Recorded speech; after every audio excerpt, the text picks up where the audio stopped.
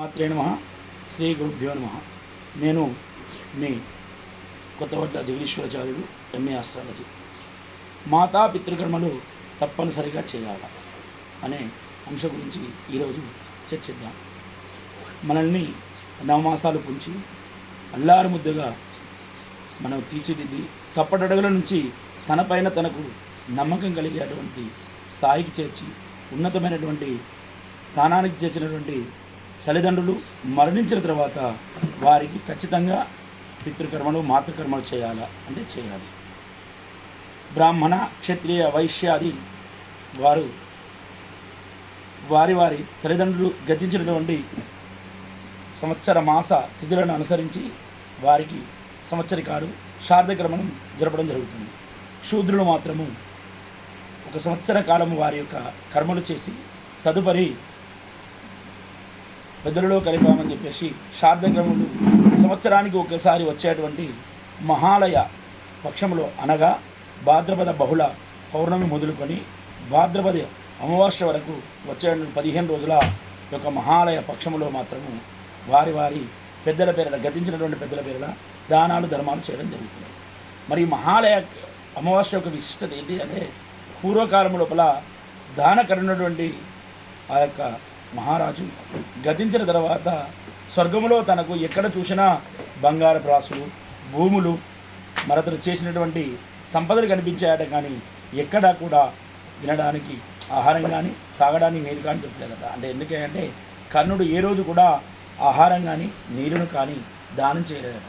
అప్పుడు ఆ యొక్క శ్రీకృష్ణ పరమాత్మని వేడుకొనగా అందుకు ఆ యొక్క పరమాత్ముడు కరుణ యందు దయదలచి కరుణికి ఒక భౌతిక దేహాన్ని ఇచ్చి ఈ యొక్క భాద్రపద పౌర్ణమి నుండి భాద్రపద అమావాస్య వరకు 15 రోజులు ఈ భూలోకానికి వచ్చి దాన ధర్మాలు చేసి అన్న పానీయాలను సమకూర్చి తిరిగి స్వర్గానికి వెళ్ళి స్వర్గప్రాప్తి చెందాడు. మరి ఇలాంటి మహా పుణ్యమైనటువంటి కాలాన్ని ఆ యొక్క దానకరుణని స్మరించుకొని 15 రోజులు ఈ మహాలయ అమావాస్య పితృపక్షాలని మనం చేయడం జరుగుతుంది. మరి పితృపక్షాలకి శారదకర్మలకు భేదం ఏమిటయ్యా అంటే మనము గతించినటువంటి తల్లిదండ్రుల యొక్క తిథులను బట్టి చేసేది శారదకర్మ. అయితే మన 3 తరాల వరకు అంటే తల్లిదండ్రులు, తాతలు, ముత్తాతలు 3 తరముల వారిని స్మరిస్తూ వారి ముగ్గురి కోసము చేసేటువంటి కర్మే ఈ యొక్క మహా అమావాస్యలో చేసేటువంటి పితృకర్మలు. మరి కాబట్టి ఇలాంటి మహాలయ అమావాస్య వరకు కూడా ఈ 15 రోజుల పాటు ఎవరెవరి తల్లిదండ్రులు అయితే గతించి ఉన్నారో వారి వారి తిథులను అనుసరించి ఆయా రోజులలో ఈ యొక్క శారదకర్మలు చేసినట్టయితే వారి యొక్క ఆత్మను శాంతించి వారికి స్వర్గలోక ప్రాప్తి కలుగుతుందని చెప్పేసి ఆర్యోక్తి. అందరూ కూడా తమ తమ తల్లిదండ్రులు జన్మతః మీకు జననమిచ్చారు, వారు లేనిదే ఈ దేహము లేదు కాబట్టి అటువంటి వారి కోసము ఎప్పుడూ కూడా మా యొక్క వంశం ముందుకు వృద్ధి చెందాలని చెప్పేసి ఆకాంక్షిస్తూ ఈ యొక్క మహాలయ అమావాస్య సమయం లోపల ఈ యొక్క పితృపక్షాల సమయాల లోపల మీ యొక్క గతించినటువంటి తల్లిదండ్రులకు వారి వారి పేరిట దానాలు ధర్మాలు, బ్రాహ్మణులకు శాఖ భోజన సదుపాయాలు కల్పించాలి.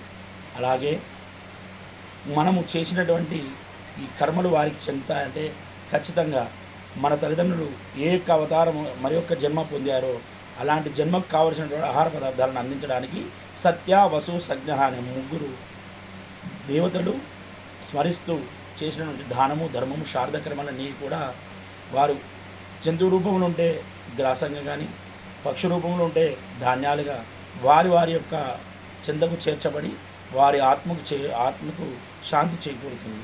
కాబట్టి ఇలాంటి మహాలయ అమావాస్యను పురస్కరించుకొని 15 రోజుల పాటు మాతాపితృకర్మలు చేసి మీ యొక్క వంశోవృద్ధికి తోడ్పడలేదు. మరి పితృకర్మలు మాతృకర్మలు చేయనట్టయితే ఏమైనా అరిష్టాలు సంభవిస్తాయంటే ఖచ్చితంగా ముందు తరాలకు వంశవృద్ధి లేకుండా సంతానం కలగడం కానీ, అలాగే పుత్రుల సంతానమే పూర్తిగా లేకపోవడం కానీ, జీవితంలో ఎదుగుదల లేకపోవడం, అనారోగ్య సమస్యలు రావడం, ఆరోగ్య భంగాలు రావడం వంటివి జరగవచ్చు. మరి పితృదోషాల పరిహారం కోసం నారాయణ బలి, నక్షత్ర బలులు ఇలాంటి మొదలైనటువంటి శాంతోపకరణాలు చేయడం జరుగుతుంది. అలాగే 13 రోజుల పాటు మర్రి మొదట్లో ప్రదక్షిణ చేసి పాలు పోసి రావడం వల్ల కూడా పితృదోషాలు నివారింపబడతాయి.